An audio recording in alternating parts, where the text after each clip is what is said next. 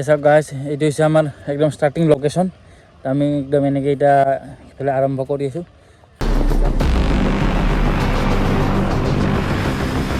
আজি সম্পূৰ্ণ বেলেগ ভিডিঅ' একদম আপোনালোকৰ কাৰণে লৈছোঁ। ভিডিঅ'টো একদম সম্পূৰ্ণকৈ চাই থাকক।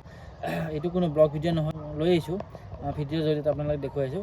মই আজি জেগাত যাম, তো কেনেকুৱা কি জেগা, কিমান ভয়ানক জেগা, কেনেকুৱা ঘৰ, এটা নহয় দুটা নহয় তিনিটা ঘৰ নহয়, অকল গাড়ী, চব বস্তু মানে পৰিত্যক্ত অৱস্থাত এতিয়াও পৰি আছে।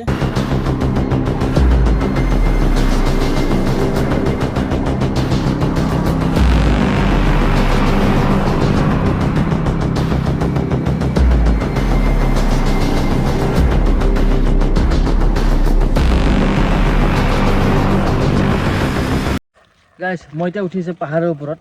এখন পাহাৰৰ ওপৰত গৈ আছোঁ, তাৰ ঘৰ আপোনালোকে দেখুৱাৰ কাৰণে গৈ আছোঁ আজি। তো সেই ঘৰটো আছে এখন পাহাৰৰ ওপৰত, মই পিছফালে দেখিছে সেইটা ঘৰ, সেইটা মইতো অলপ দেৰিকৈ লাহেকৈ কৈ আছোঁ। তো আৰু মোৰ হাতত দুটা ঘৰ আছে পাহাৰৰ ওপৰত কিন্তু। তো সেই ঘৰ দুটাত গৈ আছোঁ এতিয়া। আমি অলপ পিছতে গৈ পাম। তো ঘৰত এতিয়া উঠি কিনে গৈ আছোঁ। তো সেই ঘৰটো হৈছে এটা বেলেগ ঘৰ। ঘৰটোত চব ধুনীয়াকৈ একদম সজোৱা আছে। টিং বেড একদম ধুনীয়াকৈ চব অল এভৰিথিং, এটা ফেমিলি থাকিব পৰাকৈ ধুনীয়াকৈ বনোৱা আছে। কিন্তু তাত মানুহ নাথাকে। কিয়?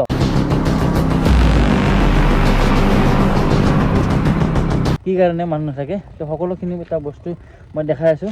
আৰু সেই ঘৰটো একদম এটা পৰিত্যক্ত অৱস্থাত আছে, য'ত একদম জৰাজীৰ্ণ অৱস্থাত আপোনালোকে চাই কিনে বহুত মানে কি ক'ম, ভিডিঅ' চালে গম পাব। তো বলক একদম আমি ঘৰটোতে যাওঁ পটাপট।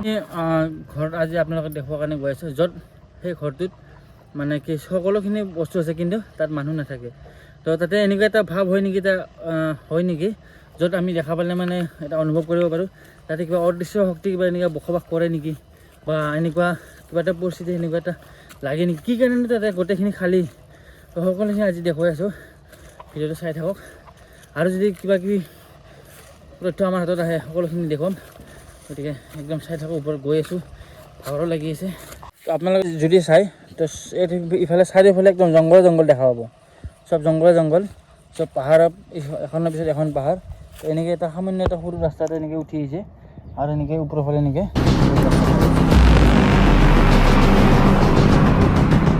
তো গাইজ এতিয়া মই আহি একদম লোকেশ্যন পাই গ'লোঁ। তো আপোনালোকে আজি এনেকৈ এটা ভুটীয়া স্থান দেখাব আহিছোঁ, য'ত মানে ঘৰ একদম জৰাজীৰ্ণ অৱস্থাত পৰি আছে। তো আজিও কোনোবা মানুহে কয় ভুটীয়া স্থান বুলি, তো নাজানো কিমান সঠিক। আহিছোঁ মই অকলে আপোনালোকক দেখুৱাম বুলি, গতিকে আমি যাওঁ, এটা কৰি দেখাইছোঁ। তো গাইজ প্ৰথমতে আহি চাওক, ইফালে জংঘল, বাঁহৰ মাছ, ইফালে আমি ঘৰ দেখিছোঁ। ঘৰ টিঙৰ ঘৰ, কিন্তু ঘৰটো কোনো মানুহ নাথাকে। ঠিক আছে, কাৰ ঘৰ আছে, কোন থাকে, কোনে বনাইছে কোনো গম নাপাওঁ। কিন্তু একদম ঘৰৰ অৱস্থা নাই, ভাঙা চিঙা, চব জংঘল চাওক, ইফালে চাওক বেকগ্ৰাউণ্ডটো চাওক, ইফালে চব ভাঙা চিঙা। এইটো আছিলে প্ৰথম ঘৰ। এতিয়া আমি দেখাম ছেকেণ্ড ঘৰ। আজি আপোনাক তিনিখন মই ঘৰ দেখাম, এনেকৈ ছেম। তো এইটো ফাৰ্ষ্ট ঘৰ দেখালোঁ, নেক্সট বিৱৰণ কৰিম ছেকেণ্ড ঘৰ। তো বলক আমি ছেকেণ্ড ঘৰত যাওঁ। গাইজ এইখন হৈছে 2 নম্বৰ ঘৰখন, য'ত আপোনালোকক দেখাম বুলি কৈছিলোঁ। আপোনালোকে যদি ভালকৈ মন কৰে চাওক, ওপৰৰ ইফালে একদম আৰম্ভ কৰি চব জংঘল। ঠিক আছে, তো অলপ লাহে আগুৱাই যাওঁ। এইখিনিত চোতাল আছিলে, তো গোটেই একদম জংঘলেদি পূৰা একদম ফুল।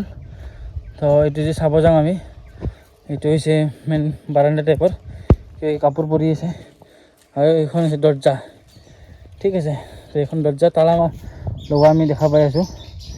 তো আৰু ইফালে যদি চাব যাওঁ, গোটেই মানে অৱস্থা নাই, পাত চাত পৰি আছে। আৰু আমি যদি ইফালে চাব যাওঁ, দেখা পাইছোঁ একজোপা বহুত ডাঙৰ বাঁহ আছে। তো অলপ এনেকৈ আগুৱাই যাওঁ। তো গাইজ এতিয়া মই আছোঁ বৰ্তমান উপস্থিত 2 নম্বৰ ঘৰখন, য'ত আপোনালোকে দেখাই আছোঁ। জাষ্ট মই এতিয়া আহি পাইছোঁ। কিন্তু এই ঘৰখন এটা জংঘলৰ মাজত আছে, এটা অৰণ্যৰ মাজত আছে, একদম জৰাজীৰ্ণ অৱস্থাত, ঘৰখন একদম পৰিত্যক্ত অৱস্থাত পৰি আছে, য'ত মানে মানুহ আহিবৰ কাৰণে বহুত ভয় কৰে, আৰু ইয়াত ৰাতি মানুহ নাথাকে কোনো। তো মই ফাৰ্ষ্ট এটা ঘৰ দেখালোঁ, এইটো হৈছে 2 নম্বৰ ঘৰ। এই ঘৰখন চাব গ'লে একদম ধুনীয়া, মই আপোনাক দেখাই আছোঁ। চোতাল একদম পূৰা একদম ক্লিয়াৰ আছে। ইফালে ঘৰ আছে, 3 পাত বাৰাণ্ডা, গোটেইখিনি একদম অল এভৰিথিং অ'কে আছে। কিন্তু এই জংঘলৰ মাজত কোনো মানুহ নাথাকে। ঠিক আছে, এইফালে আৰু কি আছে মই দেখাই আছোঁ।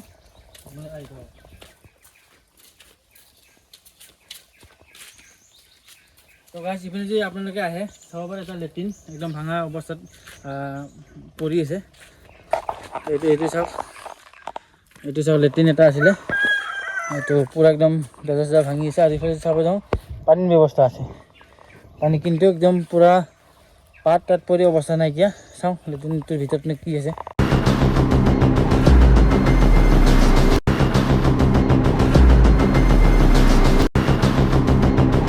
এইফালে যদি চাই বেৰা একদম বাউণ্ডাৰী বেৰা ভাঙি একদম অৱস্থা নাই, ভাঙি চিঙি অৱস্থা নাই। আৰু এইফালেও বেৰা চেৰা গোটেই ভাঙিছে, চব অৱস্থা নাই। আৰু এইখন আছে ঘৰ, একদম জংঘল অঞ্চল, জংঘল আছে এইটো। এইফালে বেৰা চেৰা পূৰা ভাঙি আছে, কিন্তু এইফালে পানীও আছে, চব জংঘলে আৰু। তো গাইছ এতিয়া গোটেই ঘৰটো মই চাৰিওফালে আপোনালোকক দেখাই দিলোঁ, এইটো চাই লওক। তো ইয়াতে চব পূৰা এইটো জংঘল আছে।